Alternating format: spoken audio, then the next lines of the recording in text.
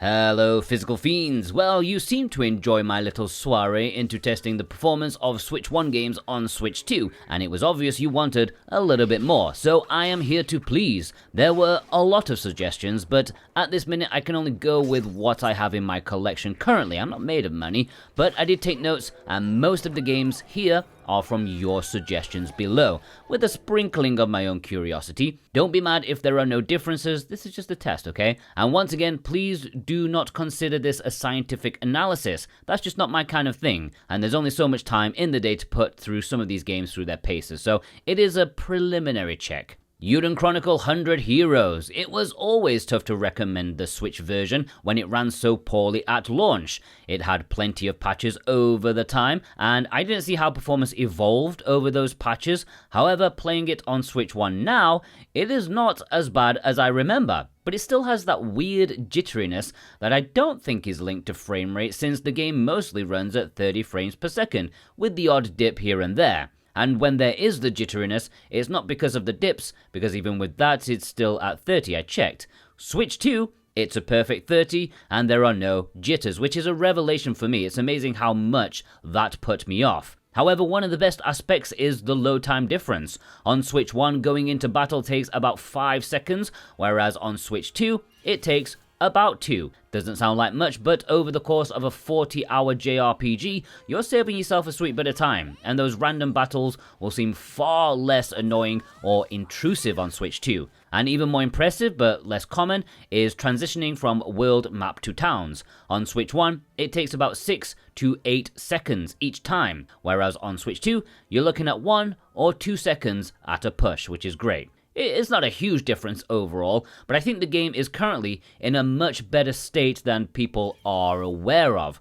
Many, like myself, still have those launch day blues in their heads. On Switch 1 right now, it's really not that bad at all, but playing on Switch 2 really adds a nice sheen to it for me. And for me, I think it will make a huge difference in my personal enjoyment of the game.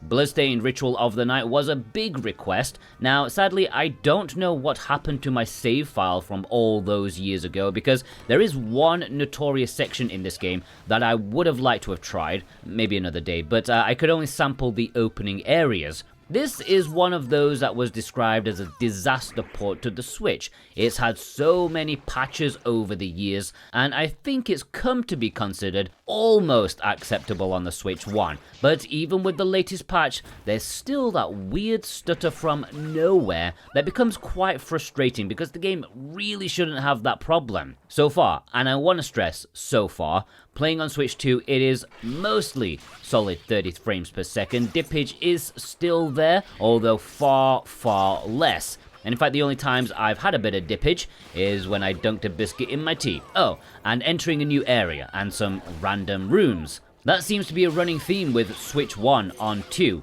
Games run great, but it's like they closed the shower curtain just a tad too late for you to get a glimpse of that hairy arse cheek of the original Switch 1 performance. There is an analogy in there somewhere, I'm not sure. Anyways, it's not perfect, but it is much better so far. I am going to be very curious about, that certain place in the game though, because the further you get in the game, the worse the performance seems to get. When I played on Switch 1, at first for this video, I was like, oh, they fixed it, it's 30 frames solid. But no, like a recent retiree, it goes south quickly. And it's a shame, because the game has so much to offer, especially these days with so many game modes and content. It is absolutely packed. Tasomachi is a lovely little game. It's probably the most chill, zen, mysterious and intriguing platformer collectathon I've ever played. It's lovely, but performance was a bit dodgy in places that marred it somewhat. You can't be zenning like butter and dropping to 20 frames, that's not how chill goes. It wasn't a constant, but enough to be annoying and very distracting, giving a slightly amateurish feeling to it. A lack of care and polish to what could be a cute game to chill out to on a Sunday afternoon. Well, as far as I can see, playing on Switch 2, it is a perfect 30 frames per second. I did not notice a single drop. Sadly, the load times have not been helped, and they are noticeably long, at least for me, usually like 20 or 30 seconds for each new area, which I get, the areas are usually massive, but still would have been nice to cut it down a little bit. This could be my eyes playing tricks on me, but it also feels like the image was clearer too on the Nintendo Switch 2, but that could just be the consistent frame rate helping with that. The physical for this, if you're curious, is an import exclusive. It only released in Japan, and I would happily recommend it if you want something really relaxing that plays in English. Sadly, it seems to be out of print now. Panzer Dragoon Remake. Now this boldly goes for 60 frames per second on Switch 1 already, and let's face it, it's a rail shooter, it probably should. But there are plenty of moments where it did struggle to keep up with the action. Just a little bit, sometimes more obviously than others. However, I am happy to report that it seems that on the Switch 2 it is rocking it solidly. I didn't notice any dips when playing 1.5 levels. It looks and runs beautifully. I'm not sure why this remake got such a meh reception, because it's basically Panzer Dragoon, just shinier. The load times have been thirded. Is that even a word? There's halved, there's quartered. What's the one for 3? Like, someone tell me that. Thirded. I'm gonna go with thirded. The physical release for this was done by Limited Run Games in North America, but later on there was a complete on-cartridge version in Europe via Forever Limited. So if you want to pick up this game physically these days, you should buy the European one because it's more complete. Eternal Radiance, this was requested a couple of times, and having played it for review on Switchwatch many years ago, performance issues didn't stick with me. Like, I don't remember having issues. But yeah, on the Switch 1, it's mostly fine during the field battles, but then randomly, it does start to chug. Like, it'll be handling the situation like a boss, then suddenly it just kind of gives up as though it's tired. In fact, when first playing on Switch 1 for this video, I was like, yeah, there's like no issues whatsoever. Okay, a loading stutter here and there, but after fighting a while longer, the issues became more apparent. Weirdly, it seems to always run at 30 frames because the snow effect is always there, but the characters skip frames for some reason. Again, I'm not a technical guy, I don't know how that works. On Switch 2, that only seems to happen when entering a new area. Aside from that, it seems constant. The physical release for this was only in Asia via a company called One Print Games. You could get a copy from their website, oneprintgames.com, or they had a different cover version over at Play Asia that is still available. And by the way, if you want to purchase any of these games that are actually still in stock, you want to buy them physically, then please do so via the links in the description. Any purchase made via those links helps support me and this channel in the best way possible, and I do thank you from the bottom of my heart. If you purchase from VGP, you can get free shipping worldwide on orders over 75 Canadian bucks, which is like 53 American dollars. And if you purchase from Play Asia, you can get 5% off with my code Jordan2025.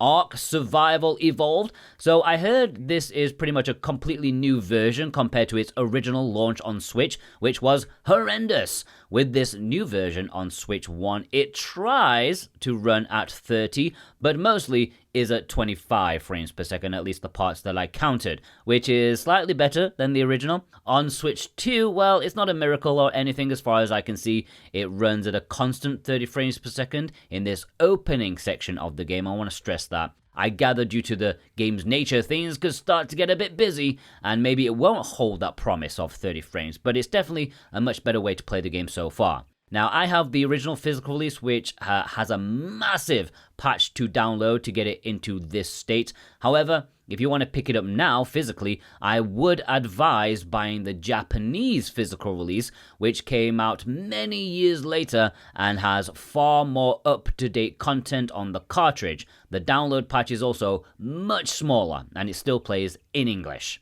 Sonic Frontiers. You know, with Sonic being a speedy boy that he is, I was curious if the Switch 1 version would perform better on Switch 2, and yeah, but just only a tiny little bit. From the small area I played on Switch 1, the game's pretty solid as is, like 30 frames with some occasional drops here and there, barely noticeable, and on Switch 2, it seemed almost perfect, but it's not a huge difference in performance. I wouldn't feel bad playing this on Switch 1 rather than Switch 2. Minimal difference so far. Finally, I wanted to take a look at Little Nightmares, and you guys did too. I had a couple of comments about this, mainly for the fact that the game has comically long load times on the Switch.